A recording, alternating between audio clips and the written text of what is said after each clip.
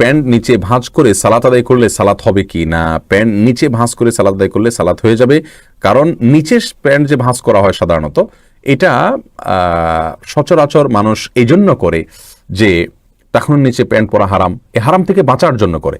আপনি ভালো উদ্দেশ্যে যদি নিচের থেকে প্যান্ট ভাঁজ করে নেন তাহলে এটা ইসলামী শরীয়তের দৃষ্টিকোণ থেকে তো নিষিদ্ধ হওয়ার প্রশ্নই ওঠে না, বরং এটি প্রশংসিত। এ বিষয়ে সৌদি আরবের সর্বোচ্চ উলামা পরিষদের একটা ফতোয়াও রয়েছে, তারাও বলেছেন যে এটি প্রশংসার দাবি রাখে, অতএব আপনি ইনশাআল্লাহ বিইذনিল্লাহ এটা করতে পারেন, কোনো অসুবিধা নেই।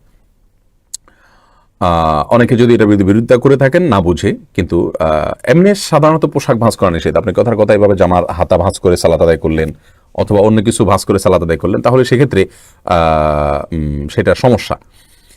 জি, এর বাইরে অন্য কোনো সমস্যা নেই।